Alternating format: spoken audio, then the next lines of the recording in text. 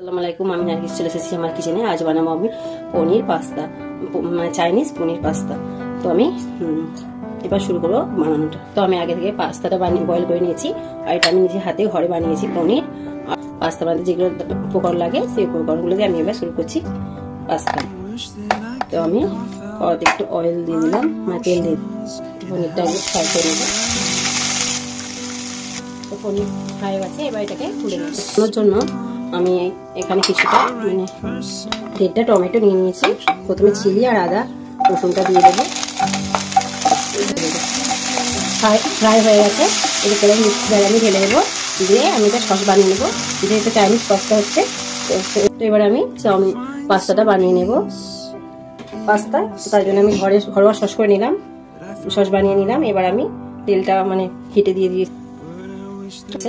আমি এর মধ্যে দিয়ে দেবো পেঁয়াজ কুচিগুলো, আমি এক ফ্রাই করে নেব। আমি ক্যাপসিকামটা দিয়ে এবার ওটা ফ্রাই করে দিলাম, দিয়ে দিচ্ছি।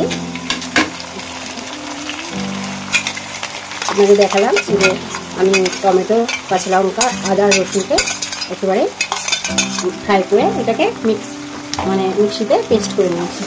আমি দিয়ে দেবো স্বাদ মতো নুন, অল্প একটু সয়া সস, আর দেবো একটু অল্প সামান্য চিলি সস। যেহেতু আমি চিলি পাস্তা করছি, সেহেতু অল্প একটু আমি দিয়ে দিচ্ছি চিলি সসটা। যেহেতু আমি দিয়ে করেছি আমি ওইটা, তাও একটু দিয়ে দিব গ্রেভিটা হওয়ার জন্য।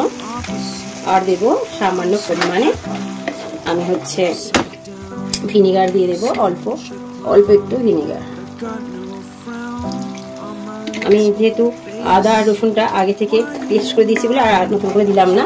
এখন আমার এর কালারটা খুব সুন্দর এসছে চিলি পাস্তার। এবার সেই বয়েল করে রাখা পাস্তাটা অল্প অল্প করে আমি দিয়ে দিচ্ছি। এবার এর মধ্যে দিয়ে দেবো পনির, সেই ভেজে রাখা। আমি নিজে হাতে বানিয়েছি বাড়িতে পনিরটা, দোকানে বানাই। পনিরটা দিয়ে এবার এটাকে ভালো করে ফ্রাই করে নেব। এর মধ্যে আমি দিয়ে দেবো ধনেপাতা কুচি একদম। তো আমার পাস্তাটা একেবারে রেডি। আমি একটা বোলের মধ্যে ঢেলে আপনাদের দেখাচ্ছি। তো আমার পনিরটা একেবারে রেডি। তো আমার পনিরটা যদি আপনাদের ভালো লাগে, আমার নিজে হাতে মানে সস বানিয়ে নিজে সবকিছু করে আমার ঘরোয়া পাস্তাটা আপনাদের চাইনিজ পনির চিলি পাস্তা যদি আপনাদের ভালো লেগে থাকে, লাইক করুন, শেয়ার করুন, আর কমেন্ট বক্সে জানান কেমন হয়েছে। আর নতুন কেউ হলো সাবস্ক্রাইব করে দিন আমার চ্যানেলটি। তো আজকের মতো এতটা, আবার নতুন কোনো রেসিপি নিয়ে আপনাদের সামনে হাজির হব। খোদা হাফেজ।